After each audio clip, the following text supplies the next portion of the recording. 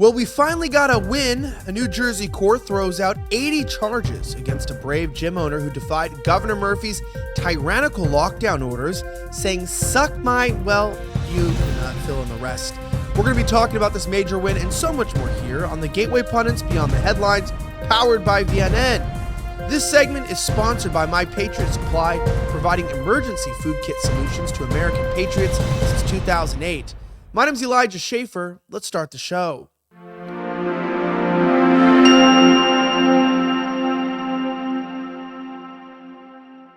Well, the Gateway Pundit reports some proper news about one of my good friends, Ian Smith. Now, Ian Smith isn't just a friend of mine. He's also a co-owner of the Atlas Gym in Belmar, New Jersey. He has achieved a monumental victory in the fight against COVID tyranny. You've got to listen to this. A New Jersey court has dismissed all 80 charges against him, charges that stemmed from his bold decision to reopen his gym in direct defiance of Democrat Governor Phil Murphy's tyrannical COVID-19 lockdown orders. The saga began in May of 2020 when Smith reopened Atlas Gym, challenging Murphy's administration mandates, which he and his supporters argue are unconstitutional and detrimental to small business. If you don't remember him getting arrested with his friends for literally just trying to work out, I want to remind you by watching this video, and there is low sound, but watch.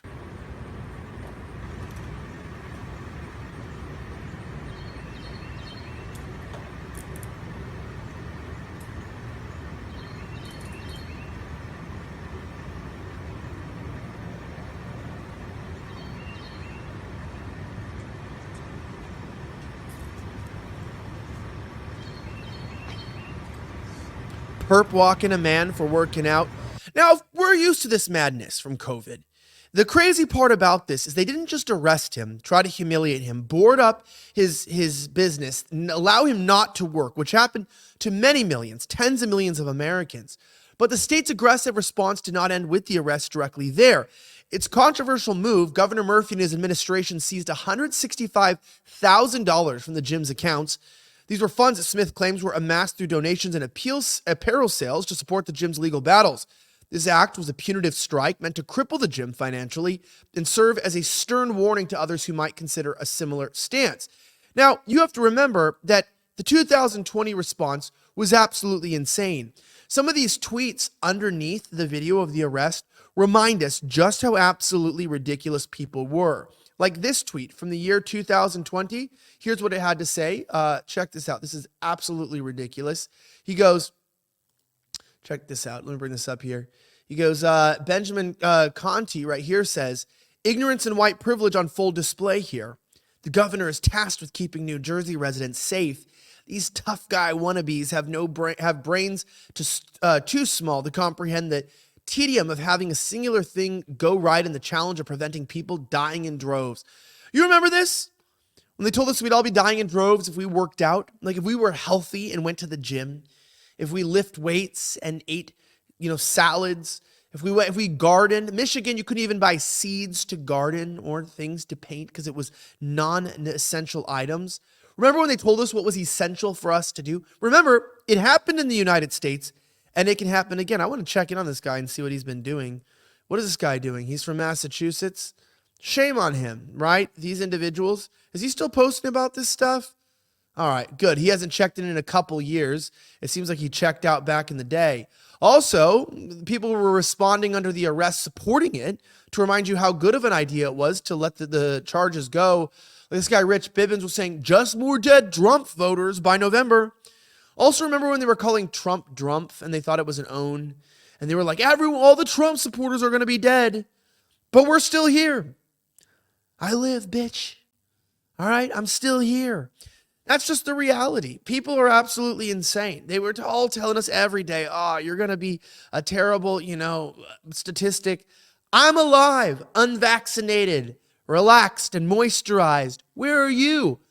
I have friends who got vaccinated. One of their baby came out retarded. Another baby came out with cancer. I have a friend who got paralysis of the face. I have another friend who got myocarditis. What am I? I'm in perfect health. Thank God. I'm not boasting. I'm just saying it looks like they were wrong. But of course, during that time, they were trying to prevent us from going to the grocery store. They were trying to prevent us from being able to go outside without a vaccine passport, which is why the next crisis is probably just around the corner. And you need to make sure that you are prepared with My Patriot Supply emergency food kits. These are 1-week food kits priced under $50 right now. They last up to 25 years, stored in a rugged ammo can. That's an amazing thing. You can buy them now, forget about them for decades, and they're still going to be nutritious and delicious. They have over 2,000 calories so that you get the food you need every day. Plus, they also have food varieties so you don't get bored.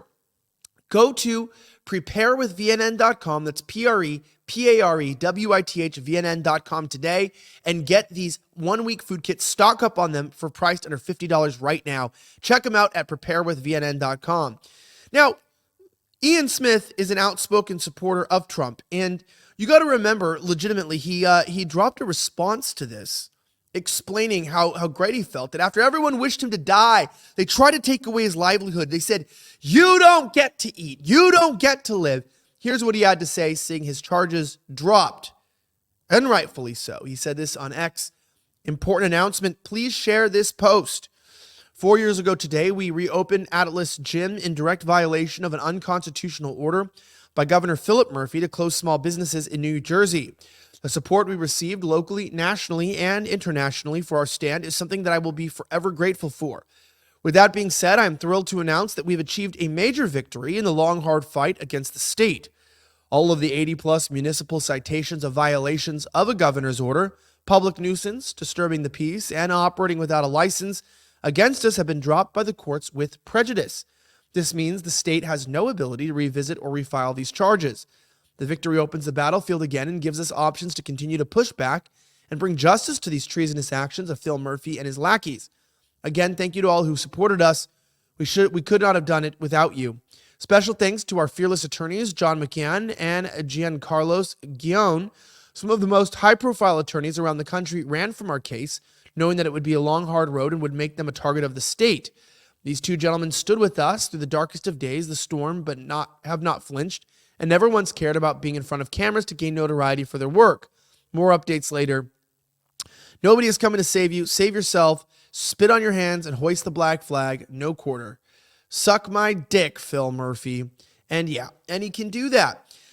If you remember this story, it's a great end to a very sad and arduous journey. We're grateful that Ian Smith was able to finally get these charges dropped.